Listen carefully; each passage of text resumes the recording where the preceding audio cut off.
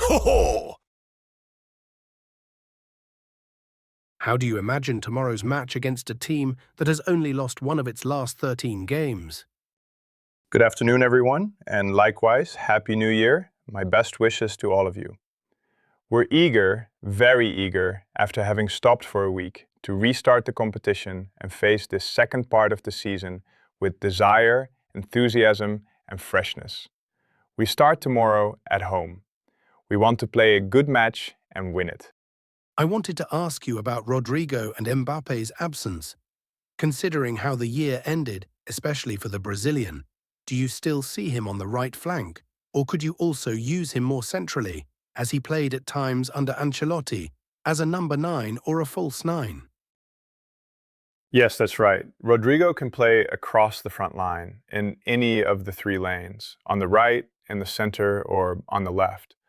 He ended the year in a very good moment. He played 3 or 4 excellent matches at the end of the season and left us with a very good feeling.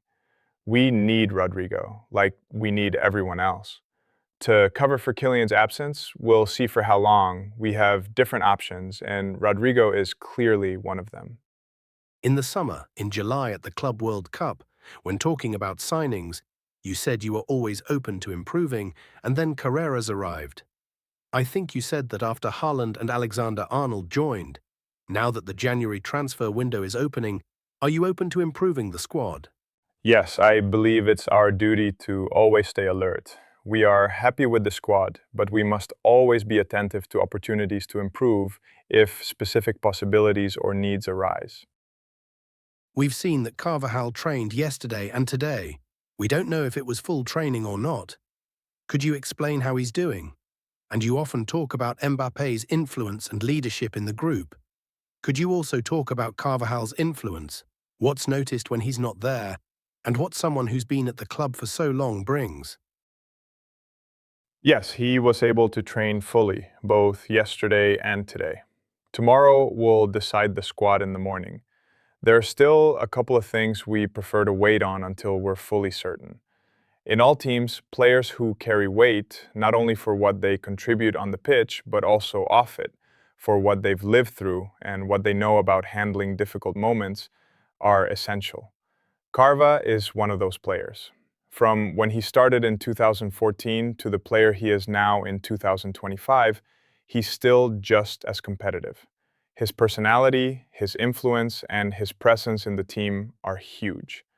Of course, we would have liked to have had him closer during these 2 months, from the Barca match when he got injured until the Sevilla match. He couldn't be as close as we would have liked, and surely he would have contributed. From now on, we'll help him find his best physical condition to help the team. Just having him around already helps. You said about Mbappe. We'll see how long he's out. What are the timelines? Is he ruled out for the Super Cup? We're going to push the timelines as much as possible. A lot depends on sensations. We'll do everything we can to have him ready as soon as possible. When is as soon as possible? That's the question. I don't know yet. Hopefully by the next pre-match press conference, I'll be able to tell you more clearly. At the end of the year, Endrick's departure to Lyon was reported.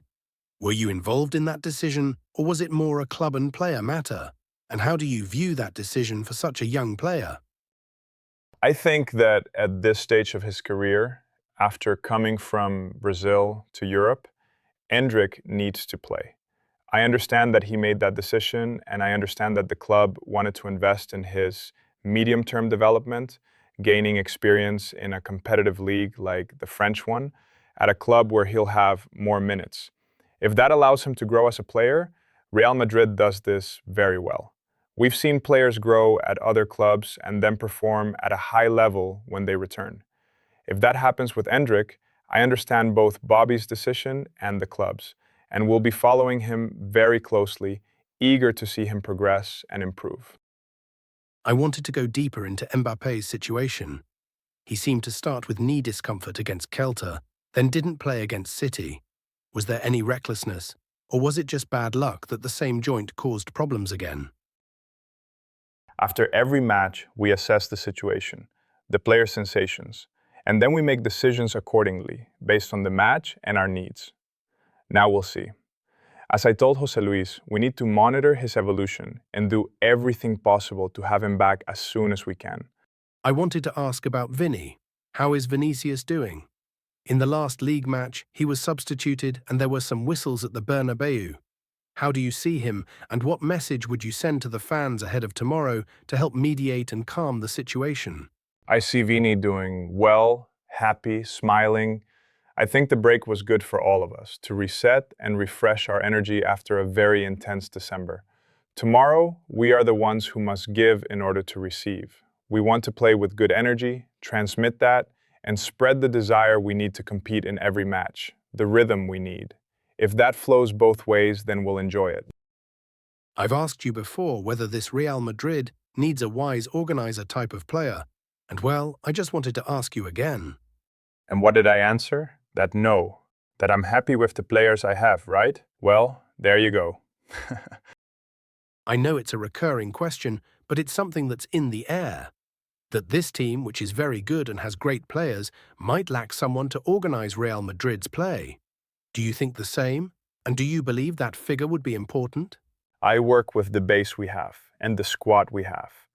It's my job and my responsibility to get the most out of them, to help players improve individually and make the pieces fit collectively. We're still in a process, with good moments and not so good ones.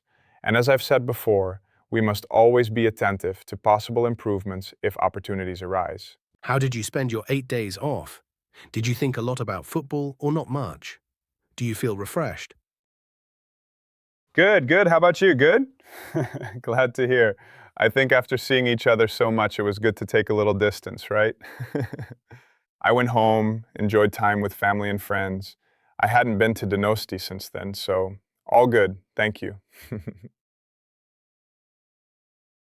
We saw that Huijsen didn't train on the pitch.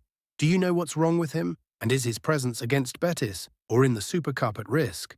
He had some discomfort today, and we wanted to be cautious and avoid unnecessary load ahead of tomorrow's match. We'll decide tomorrow. It's a small issue, and we won't know more until then. I wanted to ask about Mbappe's absence. Even though you don't like talking much about the Club World Cup, you handled his absence well there, using a slightly different system. Have you considered returning to that approach? We were flexible. It wasn't that we changed a lot. It was about adapting to the players we had. Now we have different players available, others who aren't, and we need to find the best way to fit the pieces together. We performed well then. Kylian wasn't there, and of course we'll miss him because his performances have been outstanding. Not just in goals, but in his overall influence. But injuries are part of football. They're never welcome, and we must trust the squad. I trust the players who will play tomorrow, those who will play on Thursday against Atletico, and beyond. This is about the squad, unity, mutual trust, solidity, and team spirit. All of that is fundamental. I'll insist on Mbappé again. Is it really that difficult to convince a player with such a packed calendar that sometimes stopping is best in the medium term? No, managing players who are always willing to help the team is easy. Players with ambition who always want to win, it's easy. In the end, the decisions are mine. It's my job to make them, and I take responsibility for them. Going back to Endrick's loan, even if it sounds a bit selfish from a club perspective, don't you think it would have been better to wait until after the Super Cup to finalize it? We also have to look beyond the short term and consider the medium term, how conversations start and develop. The decision has been made and there's no turning back. Endrick is there, we're following him very closely, and we'll approach the Super Cup with full confidence in the players we have, as I said before.